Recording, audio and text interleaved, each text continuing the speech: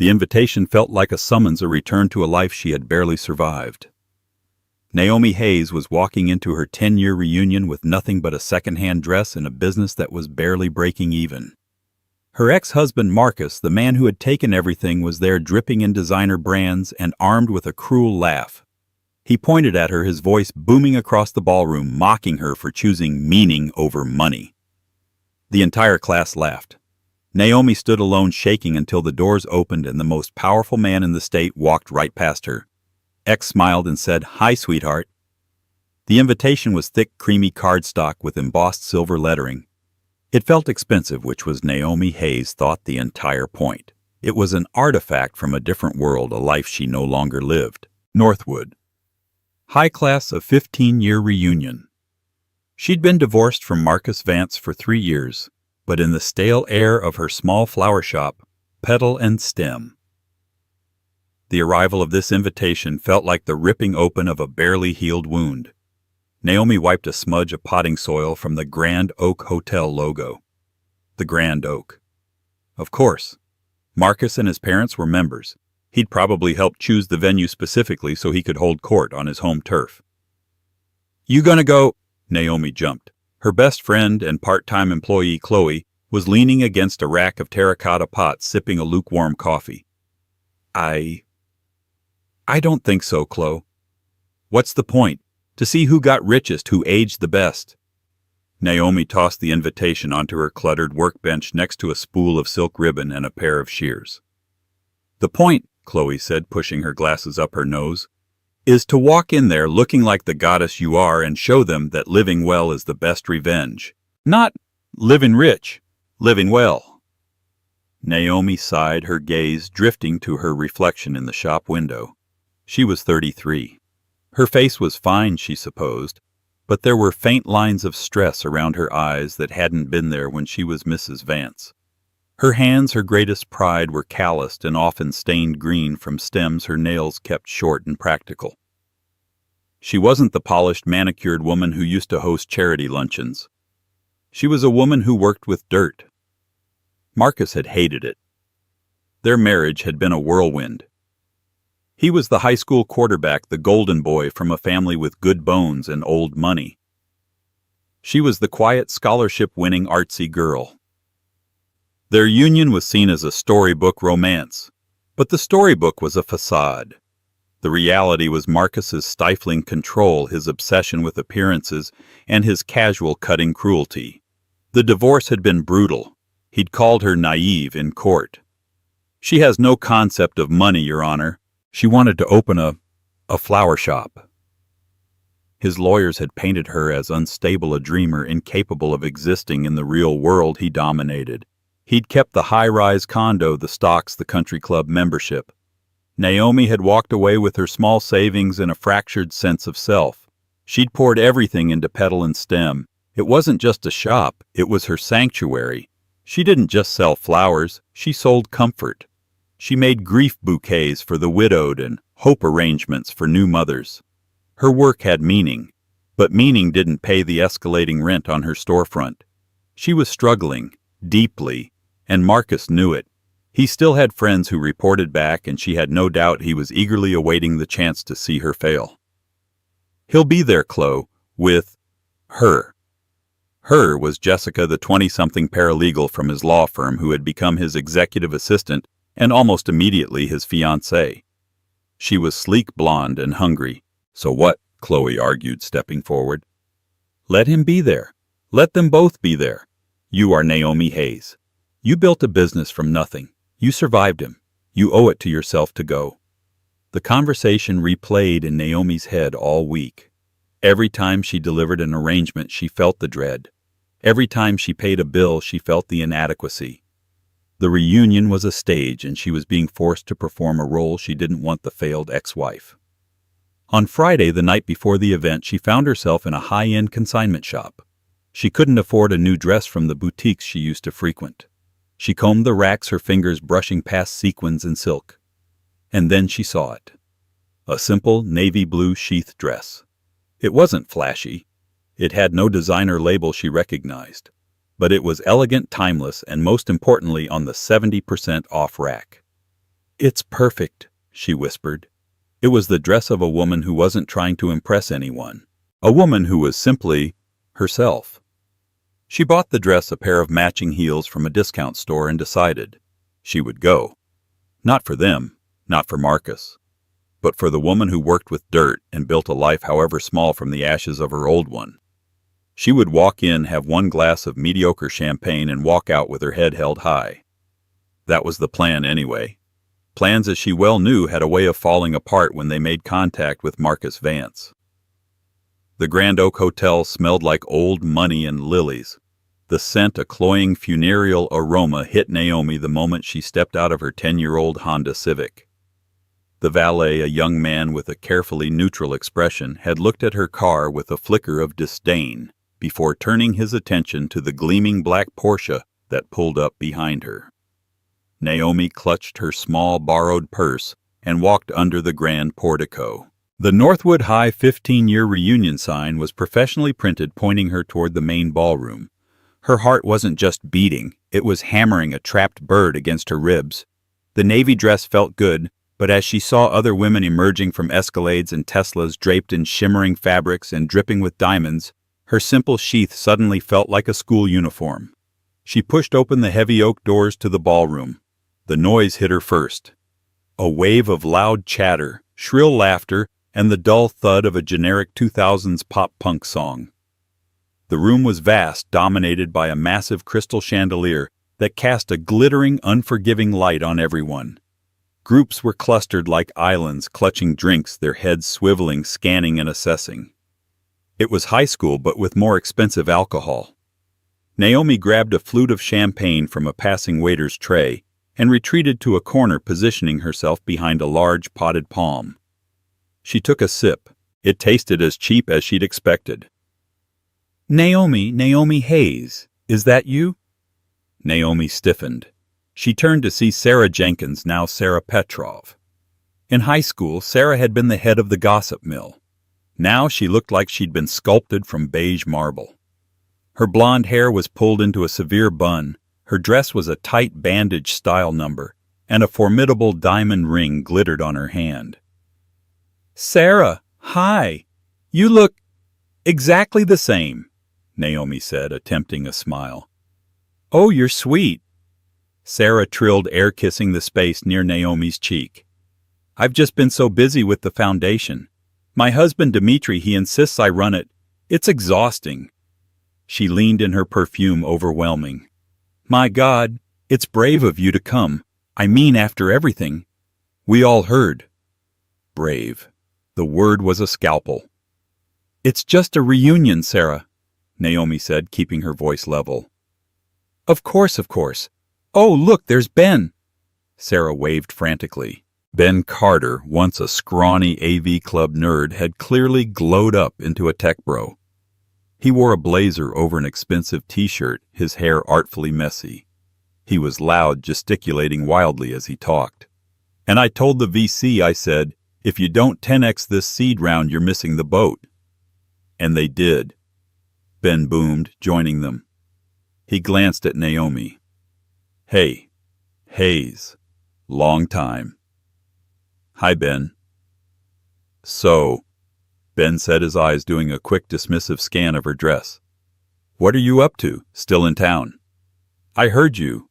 What was it?" "Opened a shop." "Yes. A floral design studio. Petal and stem." "Oh, cute. Cute," Ben said with the exact same inflection Marcus used. "My assistant handles all that for the office. We use one of those big subscription services, FTD or something. Streamlines the whole process." "My work is more bespoke," Naomi said, her grip tightening on her glass. Right. Bespoke." Ben clearly didn't know what to do with the word. He turned back to Sarah. "Listen, is he here yet?" "Who?" Sarah asked, her eyes lighting up. "Marcus, duh," Ben said. "He just closed a massive real estate deal. Bought out that old shipyard complex. Rumor is he's turning it into luxury lofts. The guy prints money." "He's not just here," Sarah whispered, nodding toward the entrance. "He's arrived." Naomi's breath hitched. She didn't need to turn around. She could feel the shift in the room's gravitational pull. Marcus Vance had entered the arena. He wasn't just dressed, he was curated. He wore a charcoal gray suit that was obviously custom-tailored, a silk tie, and on his wrist Naomi recognized the watch she had almost bankrupted them to buy him for their 5th anniversary, a Patek Philippe Calatrava.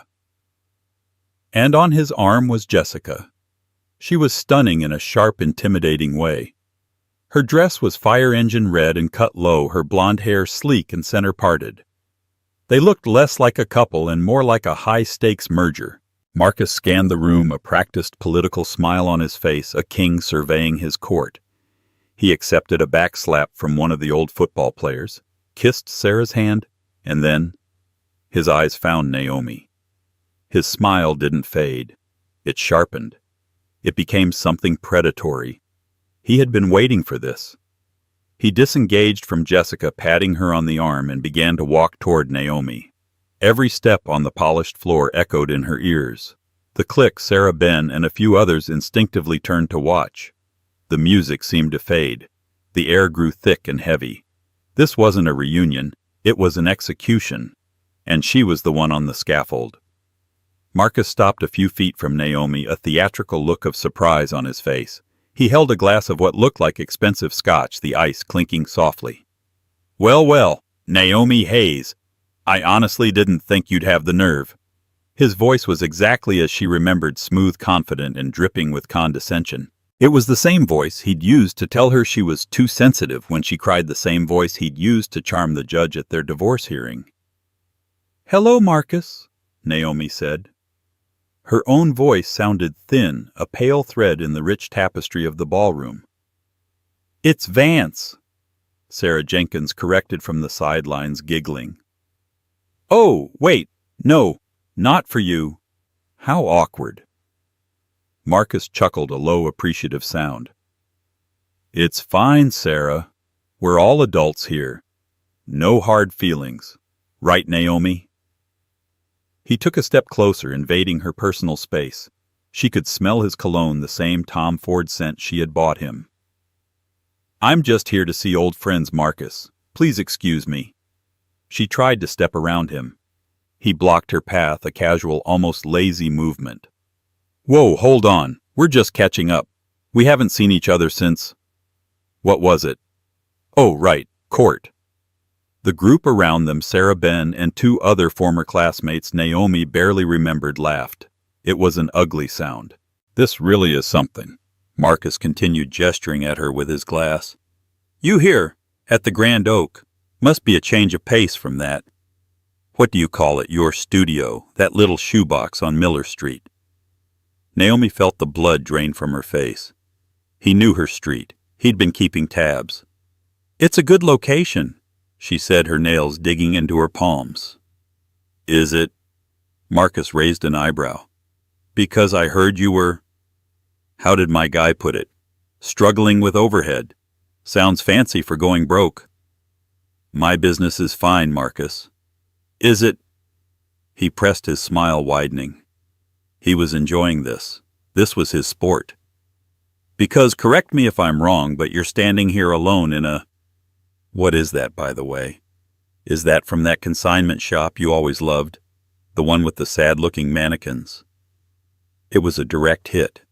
He'd recognized the type of clothing, if not the dress itself. He was telling her and everyone else that she was poor. She was wearing second-hand clothes. Sarah Jenkins let out a tiny, horrified gasp, her hand flying to her pearl necklace.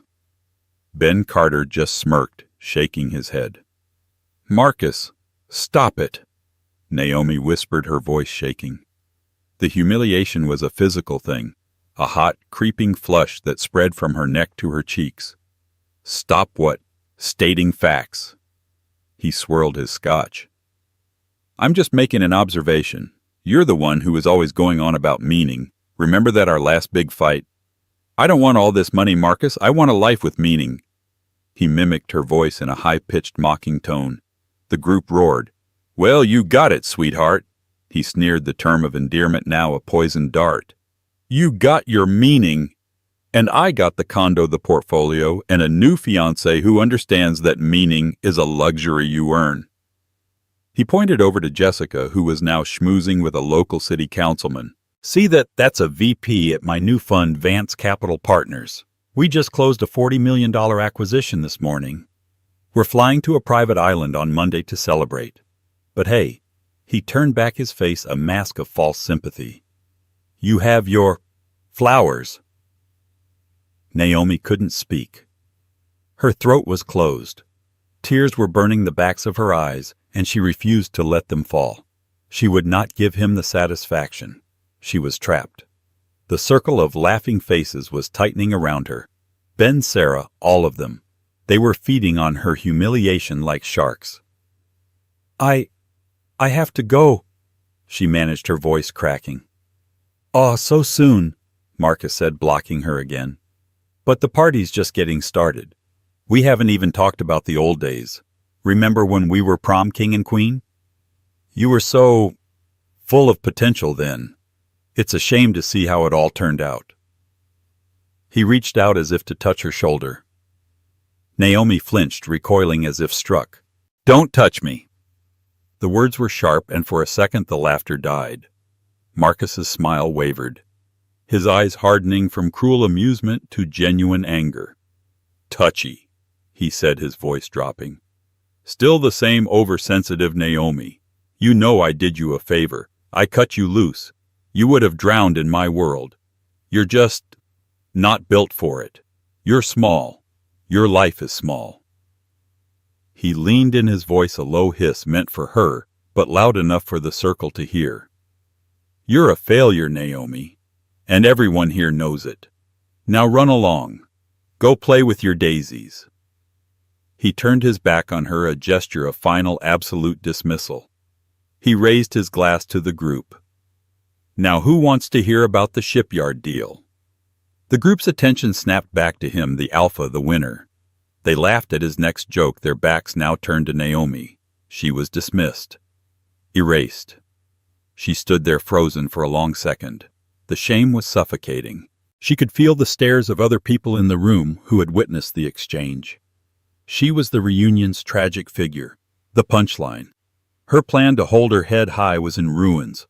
All she wanted was to disappear.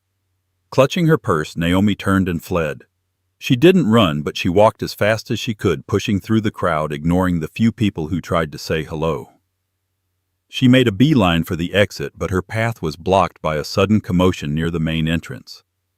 She darted sideways, finding refuge in the relative quiet of a small alcove that led to a balcony. She leaned against the cool marble wall out of sight and finally let the tears come. They were hot, silent, angry tears. He had won. Again. He had taken her one night of bravery and shattered it into a million pieces. Naomi pressed her palms against the cold glass of the balcony door, taking deep, shuddering breaths. The muffled sounds of the party, the music, the laughter felt obscene. She was hiding, just as she had hidden in the high school library when Sarah Jenkins started a rumor about her, just as she had hidden in her car after the final mediation with Marcus. A text vibrated in her purse. It was Chloe. "Chloe, how's it going? Are you stunning them with your brilliance?" Naomi's fingers trembled as she typed back a single word. "Naomi." "No." She wiped her eyes, smearing her mascara. She had to leave. She could take the service exit, find her car, and drive home. She would lock the door, open a bottle of cheap wine, and pretend this night never happened. She was about to step out onto the balcony to get some air when the energy in the main ballroom behind her changed. It wasn't a sudden, loud event.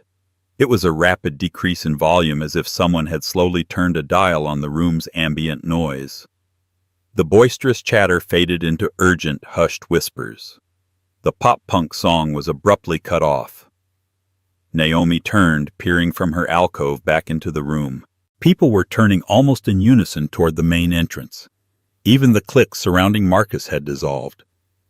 Marcus himself was standing on his toes, craning his neck, an expression of annoyance on his face at having lost his audience. "What is it?" Sarah Petrov whispered, tugging on Ben Carter's sleeve. I don't know, Ben muttered. Brenda said there was a special guest, a donor. Brenda Miller, the former head cheerleader and self-appointed reunion queen, was practically vibrating with nervous energy near the doorway. She was smoothing her sequined dress and checking her reflection in a mirrored pillar. A donor! Marcus scoffed, rejoining the group clearly irritated. Who the mayor I had dinner with him last week. No, Ben said, his eyes glued to the door. Bigger, much bigger. Brenda's been dropping hints all month that she was trying to get him. Him who? Marcus demanded. Patrick. Ben said, his voice dropping to a reverent hush. Thomas Patrick. The name hung in the air heavy and electric. Naomi froze. Thomas Patrick. Even Naomi in her small world of flowers and invoices knew that name. You couldn't live in this state and not know it. Patrick was a ghost, a myth. He was a local boy supposedly from their very own graduating class at Northwood, though no one could remember him. He had disappeared after graduation, gone to Caltech or MIT. The legends varied and emerged a decade later as the enigmatic founder of Patrick Dynamics. Patrick Dynamics wasn't just a company. It was an empire. It specialized in bleeding-edge AI logistics and renewable energy. Patrick had bought up half the state's commercial real estate, including the failing shipping conglomerate that Marcus had just bragged about acquiring a piece of. Patrick didn't just buy pieces. He bought everything. He was a recluse. No photos. No interviews. Time magazine had tried to name him Person of the Year, but they couldn't get a single comment and had to run a silhouette on the cover. He was rumored to be impossibly brilliant, famously ruthless, and pathologically private. And apparently he was a Northwood High alumnus. No way! Marcus breathed, his earlier arrogance replaced by a sudden hungry ambition. Patrick here. That's the rumor, Sarah whispered frantically, pulling a compact from her purse to check her lipstick. Dimitri has been trying to get a meeting with his investment arm for months. They won't even return his calls. This is it, Ben muttered, adjusting the knot of his non-existent tie on his t-shirt. This is the night. 5 minutes with Patrick. Just 5 minutes. Marcus was already in motion. His mind was clearly racing, the gears turning. He straightened his Patek Philippe, smoothed his lapels, and adopted a look of casual, confident importance. The humiliation of Naomi was forgotten, a mere appetizer. This was the main course. He'll need partners, Marcus said, more to himself than to the group. Local partners. People who know the infrastructure. My shipyard project. It's the key. He'll see that. Naomi watched this spectacle with a strange, detached sickness. They were predators, all of them circling a new, larger kill. The main doors of the ballroom, which had been propped open, were suddenly pulled wide by 2 hotel staffers in gold-braided uniforms. A hush fell. This time it was total. 2 men in dark, simple suits stepped in first. They were broad-shouldered, wore clear earpieces, and scanned the room with practiced, emotionless eyes. Security. And then he walked in. He wasn't what Naomi expected. He wasn't a flashy tech bro like Ben, or a polished old money type like Marcus. He was tall, dressed in a black Tom Ford suit, so perfectly tailored, it looked more like an extension of him than clothing. He had dark, unruly hair, sharp cheekbones, and intense, penetrating eyes that seemed to take in the entire room in a single dismissive glance. He didn't look like he was 33. He looked timeless. He moved with an economy of motion and absolute, unnerving stillness in a room buzzing with anxiety. This was not a man who hoped for things. This was a man who decided them. This was Thomas Patrick. Brenda Miller scurried forward, her hand outstretched, her smile painfully wide. Mr. Patrick, oh my goodness, we are so honored. I'm Brenda Miller. We spoke on the PH. Thomas Patrick walked right past her. His eyes didn't even flicker in her direction. He scanned the room. His gaze passed over the bar, over the dance floor, over the clusters of frozen, staring alumni. Marcus, Ben, and Sarah had formed a small phalanx, a reception committee of ambition. Marcus had his hand slightly raised, a friendly, welcome gesture, his local partner smile firmly in place. Patrick. Marcus began, his voice projecting across the silent room. Marcus Vance, I'm so glad you could make it. I'm the man behind the new shipyard loft. Thomas's gaze swept right past him as if he were a piece of furniture. His eyes continued to scan, searching, seeking, and then his eyes found the alcove. They found Naomi. The entire world snapped into sharp, terrifying focus. The intensity of his gaze softened just a fraction. The hard line of his mouth relaxed. He changed direction. He began to walk not toward the stage, not toward the bar, and certainly not toward Marcus Vance, whose hand was still hanging pathetically in the air.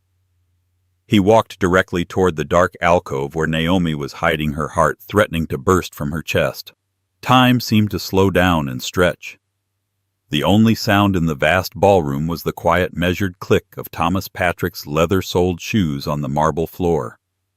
Each step was a gavel silencing the room all over again. Naomi couldn't breathe. She was pinned by his gaze, a butterfly in a display case.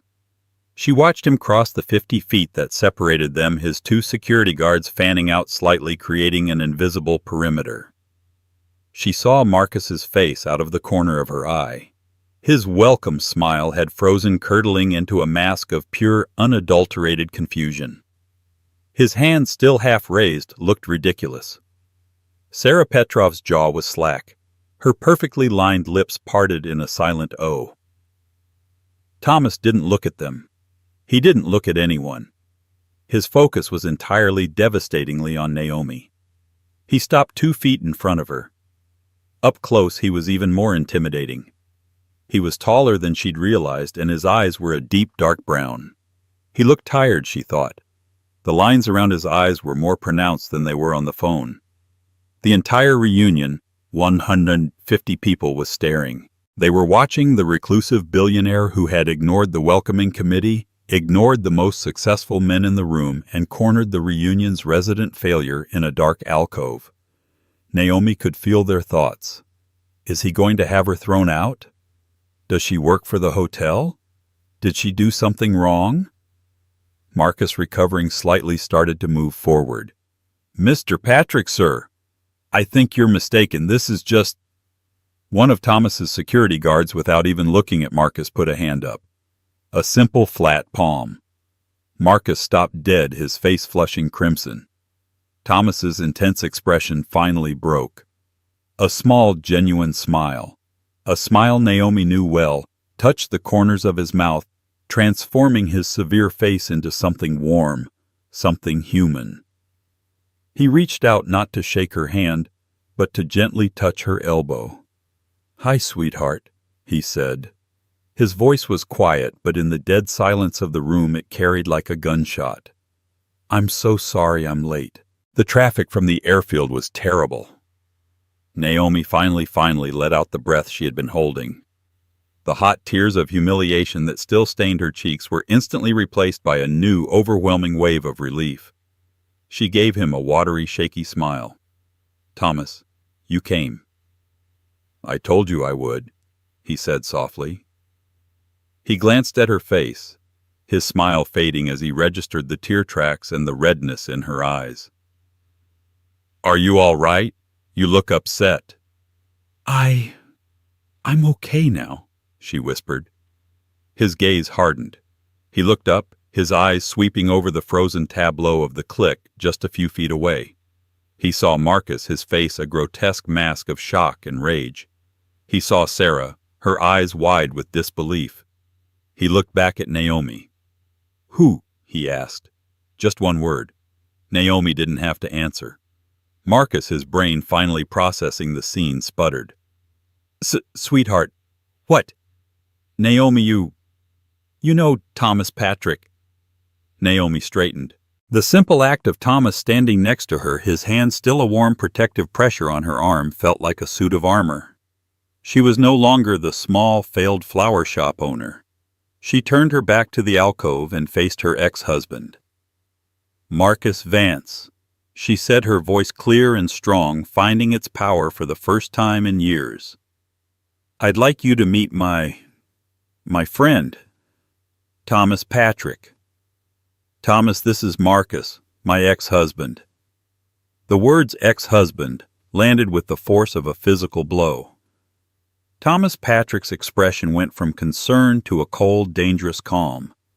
It was a stillness that was far more terrifying than any rage. His eyes locked onto Marcus. "Is that so?" Thomas said. It wasn't a question. He took a half-step forward, shielding Naomi slightly. "Marcus Vance, of Vance Capital Partners." Marcus was completely white. The Patek Philippe on his wrist seemed to tick with agonizing loudness.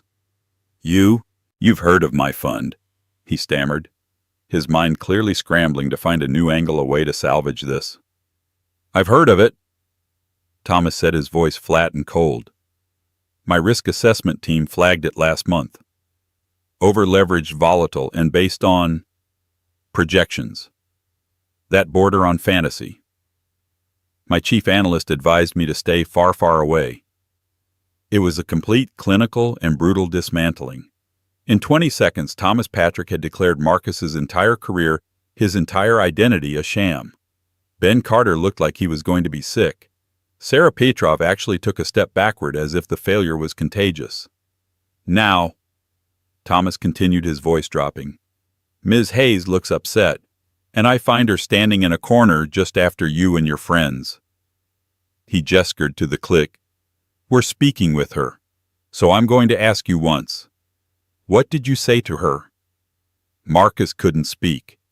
He opened and closed his mouth, but no sound came out. The king had been dethroned. The man who had built his world on public perception had just been publicly annihilated by the only man in the room who mattered. "Thomas," Naomi said, touching his sleeve. "Please, it doesn't matter. Can we just go?" Thomas looked at her, and the coldness in his eyes evaporated, replaced by the warmth she knew. "Of course," he nodded. "Of course. We have reservations." He turned, putting a guiding hand on the small of Naomi's back.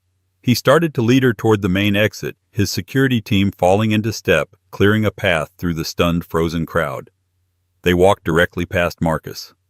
Thomas paused for one fleeting second, close enough to speak without raising his voice. "Mr. Vance," he said. Marcus flinched. "You were wrong about meaning. It isn't a luxury. It's the only currency that actually lasts. You should try acquiring some, though I doubt it's an asset your fund could handle." He didn't wait for a reply. He and Naomi walked out of the ballroom, the heavy oak doors closing behind them with a soft, final thud. For a full 10 seconds, the only sound in the room was the returning tinny sound of the 2000s pop song the DJ had finally frantically put back on.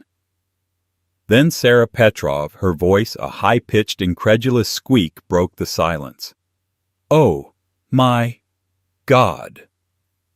Marcus Vance just stood there, his face ashen, his scotch glass still in his hand. He was ruined, and everyone had seen it. The air outside the hotel was cool and clean. Naomi took her first deep breath of the night, and it felt like she was breathing for the first time in a decade. The valet who had disdained her Honda was now practically bowing as one of Thomas's security guards opened the rear door of a black, impossibly sleek Bentley Mulsanne. Naomi slid onto the plush leather seat. Thomas followed, and the door closed, encasing them in a world of profound, luxurious silence. The car pulled away from the curb so smoothly she barely felt the motion. She looked at Thomas. He was loosening his tie, the hard lines of his face softening in the dim glow of the dashboard lights. "Are you really okay?" he asked, his voice full of genuine concern. Naomi laughed. It was a real laugh bubbling up from a place of pure, giddy relief. "I am now. My God, Thomas. Your timing. I told you I'd be there by 9, he said, checking his watch. "It's 9:04. I apologize." "Don't. Please don't." She shook her head, the adrenaline finally beginning to ebb, leaving her trembling.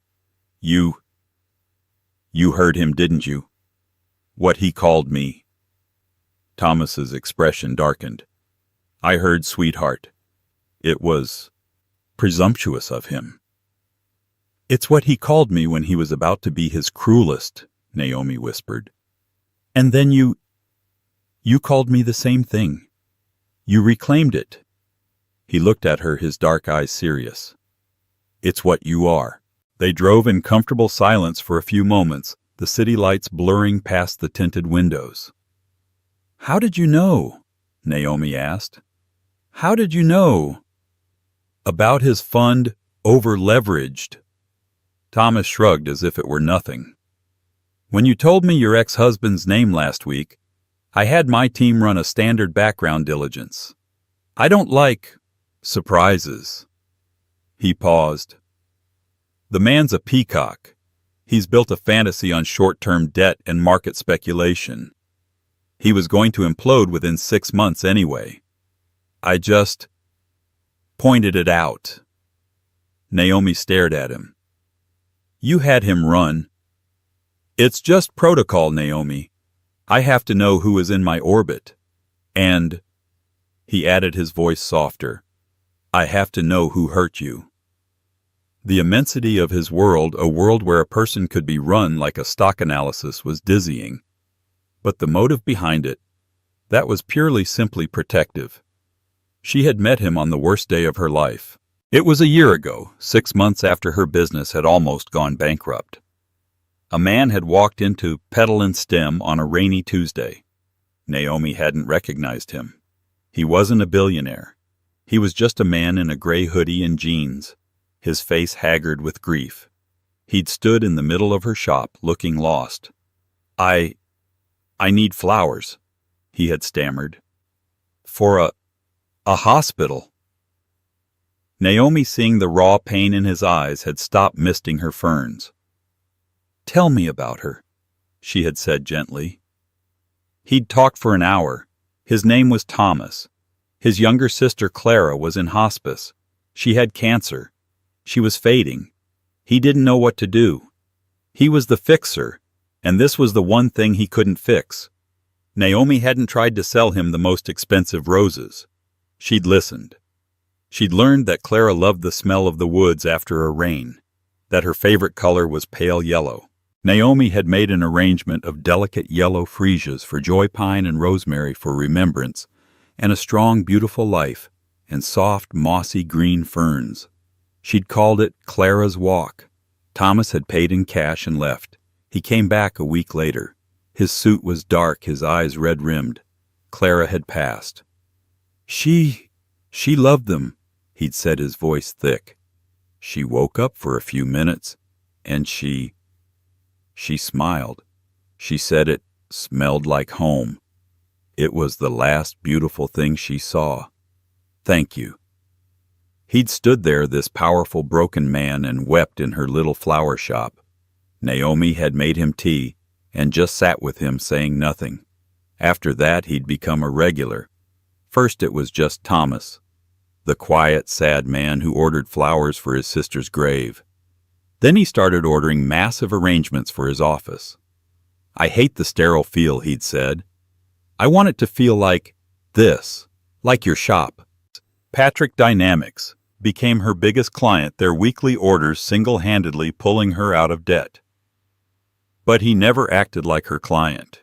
He'd come by the shop himself in his hoodie, and they would talk. About books, about philosophy, about his work in AI and her work in emotional floristry, as he'd dubbed it. He was the only person who had ever understood her obsession with meaning. To him, it wasn't a flaw. It was a data point he couldn't quantify, and was therefore fascinated by. Their friendship had slowly, tentatively become something more. The first time he'd held her hand, it had felt as electric as his arrival at the reunion. He'd invited her to dinner just last week. He'd called her sweetheart for the first time 2 nights ago on the phone when she'd been agonizing over whether to even go to the reunion. "You should go," he'd said. "You have nothing to be ashamed of, and I'll come with you. I'm an alumnus, you know. I should probably show my face once every 2 decades. She hadn't truly believed he would show. A man who ran an empire taking time to walk into a high school reunion, it seemed impossible. But he had. "Where are we going?" Naomi asked as the Bentley turned onto a private tree-lined road. "Dinner. I made reservations." "Thomas? It's 9:30. At the Grand Oak they'll be closed." Thomas smiled. "We're not going to the Grand Oak." The car pulled up to a small private airfield. A sleek silver Gulfstream G650 sat on the tarmac, its lights on the stairway already down. "Thomas," Naomi breathed. "What?" "The reservations," he said, taking her hand as the driver opened the door, "are in Paris. I'm told the bistro I booked has the best souffle in the world. And I figured, you deserve the best." Naomi looked at the jet, then back at the man who just a year ago had been a stranger crying in her shop. "Paris," she whispered. "You said you always wanted to see the flower markets there," he said simply. "So let's go." The aftermath of that night was not a loud explosion but a deep structural collapse. The story of the reunion spread with the speed of a digital brushfire, but the social embarrassment was merely the symptom of a much larger disease. By 10:00 a.m. on Saturday, the staff at the Grand Oak valets, waiters, and event managers had already relayed the Patrick Vance confrontation to at least 3 different local gossip columns. But the true execution was colder, quieter, and far more professional. At 8:01 a.m. on Monday, an anonymous data-rich file was delivered to the regional office of the Securities and Exchange Commission. It wasn't a tip, it was a fully formed indictment. It detailed a precise pattern of leveraging unverified assets, misrepresenting liquidity, and basing entire fund projections on speculative real estate ventures that had not yet broken ground. It was exactly what Thomas had called it, a fantasy. The audit wasn't a question of if, but how fast. The investors who had been in the ballroom, the ones who had personally witnessed Thomas Patrick, a man whose market moves were gospel, surgically dismantle Marcus's reputation, didn't wait. The calls began Monday at 9:00 a.m. "Marcus, about that last capital call, we're going to hold." "Mark, listen, my partners are feeling exposed. We need to liquidate our position." By Wednesday, 70% of his liquid assets had been withdrawn, triggering a covenant breach with his primary lenders. The personal fallout was just as swift. Jessica, his sharp, ambitious fiancée, didn't have a dramatic shouting exit. She was far too practical for that. She simply didn't come home from work on Tuesday. A text message arrived that evening. "My lawyer will be in touch regarding my share of the condo and the funds I invested in your shipyard project. Do not contact me." The Patek Philippe was sold by Friday not to cover the massive cascading debts, but to pay the retainer for his new, less prestigious legal team. The shipyard loft project, his crown jewel, was seized. Marcus Vance, the golden boy, the king, was ruined. He was a ghost in his own life, a living cautionary tale whispered about at the country clubs he could no longer enter. Thomas had been right. He hadn't needed to push. He just needed to shine a light, and the rot built on arrogance and debt was plain for everyone to see. The lesser predators of that night faced their own smaller reckonings. Sarah Petrov, a creature of pure social association, was terrified. She had been seen not just with Marcus, but actively participating in the humiliation. She scrambled. On Thursday, a frantic 14-line email arrived at the Petal and Stem generic inbox. "Naomi, darling, it was marvelous to see you. You and Mr. Patrick. Just a power couple. I've always adored you, you know that. I'm having a small, tiny get-together for Dimitri's partners, and I need the entire house done. Think. Forgiveness and old, deep friendships. White peonies, orchids, whatever you think is best. Money is no object." Naomi read the email, a small wry smile playing on her lips. Chloe peered over her shoulder. Oh, now she wants old, deep friendships. That woman has the moral compass of a magpie. "She wants flowers, Chloe." "We sell flowers," Naomi said. She personally selected every stem. They were flawless, the most expensive and austere white orchids in her inventory. She arranged them in severe minimalist glass vases. They were breathtakingly beautiful but undeniably cold. They were exactly what Sarah had asked for a statement. Naomi had them delivered by a professional courier and sent a 4-figure invoice due upon receipt. She never replied to the email personally, and she never received a text about lunch. The transaction was professional, final, and deeply satisfying. Ben Carter simply ceased to be. His LinkedIn profile was deactivated. The rumor was that he'd taken a mid-level coding job back at some faceless corporation. The 10X man had been reduced to a 0. Naomi's future, however, wasn't being written by her past. It was being written in a 24-hour diner. The scene on the tarmac after they'd left the reunion replayed in her mind. She had said no to Paris. "Thomas," she'd said, standing at the base of the jet stairway, the engines a low, powerful whine. "I can't. That's your world. The jet, the bistro. It's incredible. But it's not me. I'm the woman in the consignment dress. And I'm finally okay with that. This feels like I'm stepping into Marcus's world, just a bigger version." He had looked at her, a strange, calculating expression on his face. Then he'd nodded, a look of dawning, intense understanding. "You're right," he'd said, his voice firm. "My mistake. I was trying to give you a grand gesture. I forgot that you are the grand gesture. You don't need rescuing." He'd taken her hand. "But I'm still hungry. Do you know a place that's open? I could really go for some pancakes." So they had ended up at the Starlight Diner, a neon-lit relic from the 1970s. Naomi sat in a cracked vinyl booth, her navy blue dress feeling perfectly appropriate. Thomas sat opposite, his $10,000 Tom Ford suit utterly conspicuous, and he couldn't have cared less. He'd ordered pancakes, a side of bacon, and black coffee. Naomi got a grilled cheese and a chocolate shake. "So," she'd said, dipping a fry in her shake, "my ex-husband thinks I'm a failure, and you. He's a data point in a failed set," Thomas said, neatly cutting his pancakes. "He's irrelevant. Tell me about your new hybrid rose, the Clara's Dawn you were trying to cultivate. You were having trouble with the grafting." For 2 hours they talked. He explained the ethical dilemma of a predictive AI he was developing, how he feared it could eliminate human choice. She explained the precise meaning of aconite, a beautiful flower that was also a deadly poison. They didn't talk about Marcus. They didn't talk about the reunion. They talked about things that mattered. It was without question the best date of her life. Thomas didn't save her shop. He knew that would be an insult. He didn't write her a check or buy her a new building. He simply amplified her. The Forbes interview dropped a month later. It was a bombshell in the financial world. Thomas Patrick the Ghost was speaking. The journalist had clearly tried to get him to talk about his market projections, his next acquisition. Thomas had pivoted. "Your readers want to know my secret," the quote began. "My secret isn't an algorithm. It's a change in metrics. For years I measured success in zeros.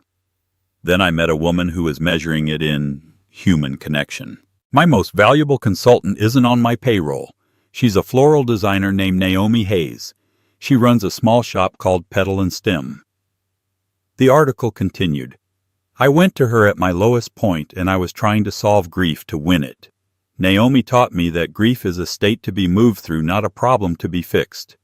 She operates on a currency of empathy, of meaning. It's a metric my AI can't process, and it's more powerful than any line of code I've ever written. We're all building systems, but she's building solace. She's the most successful person I know." Chloe found the article, her phone shaking in her hand. "Naomi, you need to see this." Naomi read it, and for the first time since the divorce she cried. Not tears of shame or anger, but of overwhelming, profound validation. The phone started ringing at 10:00 a.m. It did not stop. It wasn't just Sarah Petrov. It was corporate HQs in New York asking for empathy installations for their sterile lobbies. It was a chain of hospice centers in California wanting to license her grief bouquet concepts. It was a publisher from London offering a 6-figure advance for a book on the philosophy of floristry. She hired Chloe as her chief operating officer with a salary and benefits package that made Chloe weep. She hired 5 more designers. She moved Petal and Stem from the small storefront to a massive light-filled brick warehouse by the old canal, a building she later learned Thomas had quietly bought through a holding company and leased to her at a rate just above market, so she would never feel like a charity case. 1 year to the day after the reunion, Naomi was in her new studio. The space was filled with sunlight, the smell of damp earth, and the low murmur of 20 students. She was teaching. "Don't just place the stem," she was saying, moving through the tables, her hands covered in soil. "Listen to it. The curve of a delphinium is about reaching. The weight of a peony is about acceptance. Don't force them. Your job is to find their story and help them tell it." The bell on the front door chimed. Thomas walked in wearing his familiar gray hoodie and jeans. He looked like any other customer save for the quiet intensity of his gaze. He leaned against her old workbench, which she'd insisted on keeping in the center of the studio. He was holding a small, greasy paper bag. Naomi saw him and her face lit up a genuine, unguarded smile. "Class is almost done," she mouthed. "No rush," he mouthed back, holding up the bag. "Grilled cheese, extra crispy." He just watched.